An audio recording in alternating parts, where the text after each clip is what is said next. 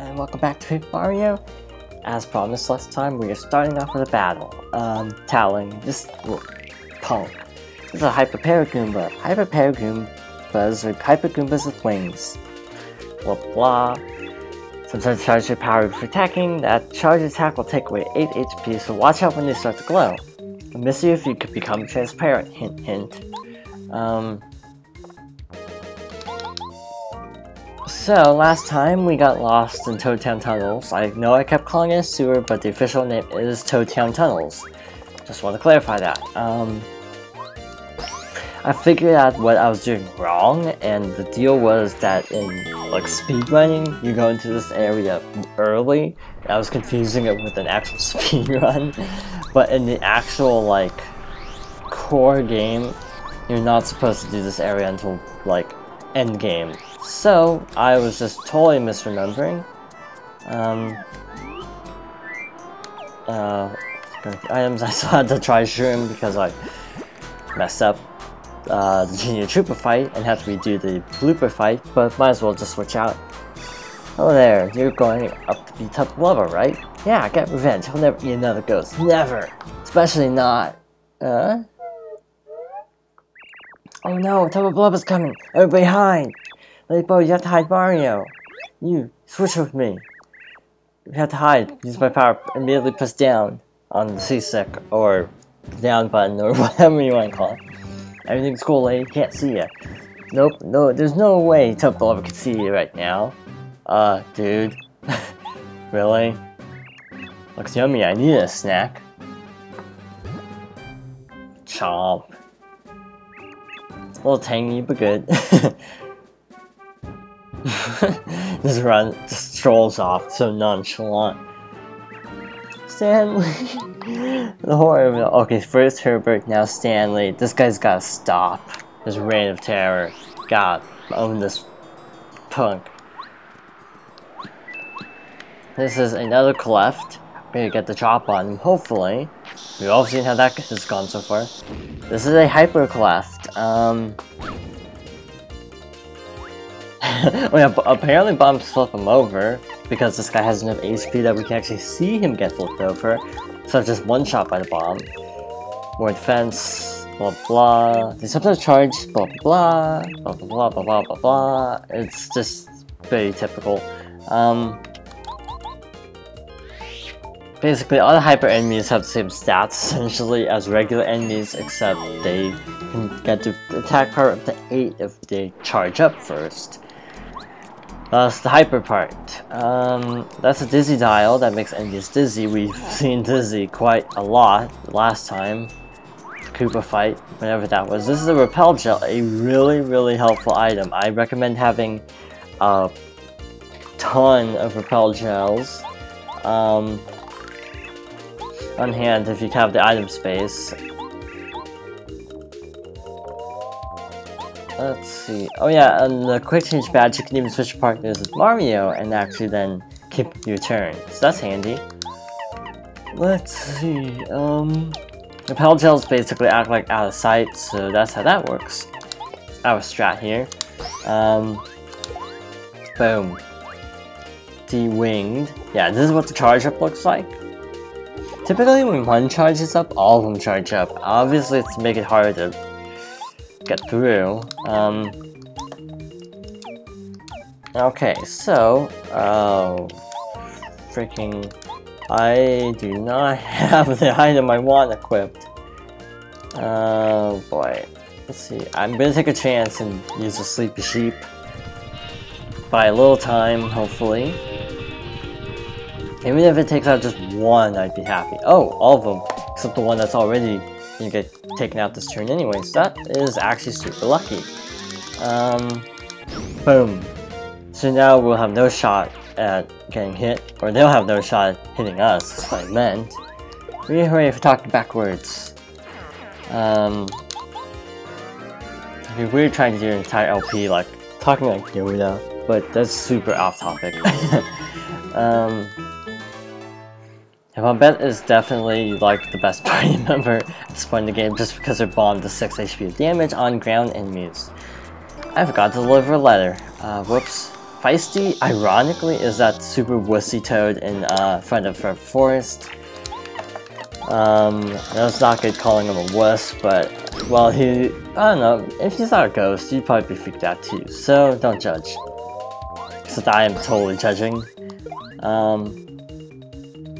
don't have multi-bounce, so that's a little bit of a problem. I don't know how much damage this will do. Let's try it. Go for it. I'll bet use tackle, it's super effective. I just finished watching an entire Pokemon LP yesterday. I finished watching an Ace Attorney Let's Play today that just ended. So yeah, all set before school starts. Actually, the last video I'll probably make after between school and now. Kind of depressing, actually. Oh snap! This could be a little bit ugly. Power jump. See how much damage this does?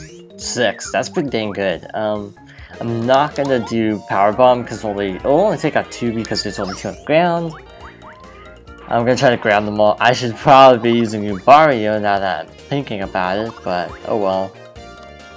Actually, come to think of it, there's a heal block right ahead, so I'm just gonna take the hit, I guess. T-wing you. Yeah, I'm fairly certain there is one at least. I hope, because I'll get comboed otherwise. Boom. Yeah, it did 7 blocked. So you can imagine how much damage it does not blocked. 8. I made it sound like more of a question than it actually was, but there's a bit more strategy in Thousand Year Door than this game, but it's still good considering it's basically a first entry of a new series because of a deal falling through. And since we're just grinding enemies, I might as well just talk about the history of Paper Mario, because why not?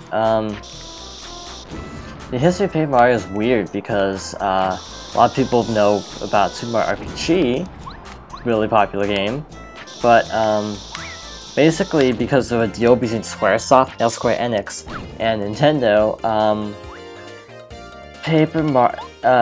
let's see, Super Mario RPG 2 fell through, like completely fell through.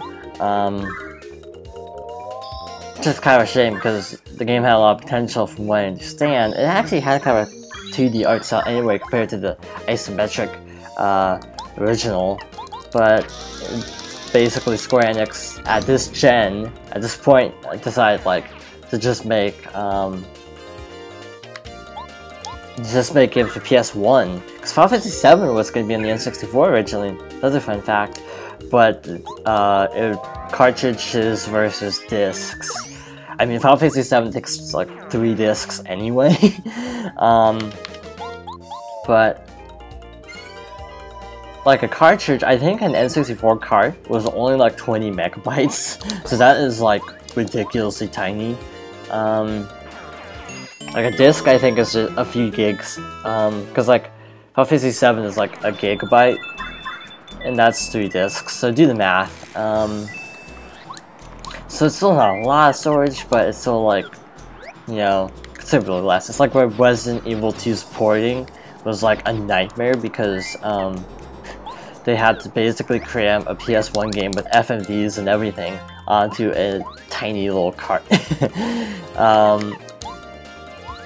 So basically, because of the deal with Squaresoft falling through,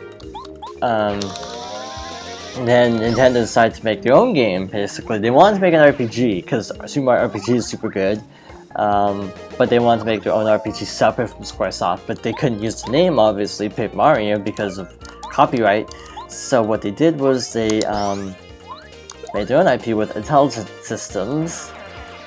Best known for making Fire Emblem now. They're best known for making Fire Emblem. Back then, they were just known for making Paper Mario, basically. But Intelligent Systems, again, couldn't use the name Super Mario RPG, so they just rolled with the 2D nature of the original concept and just made it just full-blown Paper Mario, from what I understand. So yeah, that's basically the history of Paper Mario. It's just because Squaresoft switched sides in the the whole console war. if you want to be dramatic. Actually, screw that guy. Just gonna ignore him. We have enough EXP to last a little while. So, we are at Tubba Blubba's castle now. Oh, there's not a heal block. That is a little bit unfortunate. These guys are UFOs. So we can... actually, I just want to show this. Pick up. Get the boot. Plop. These things will try to catch us and throw us out. Use my ability to turn invisible and we'll fool them. So we have to use bow. We're basically forced. So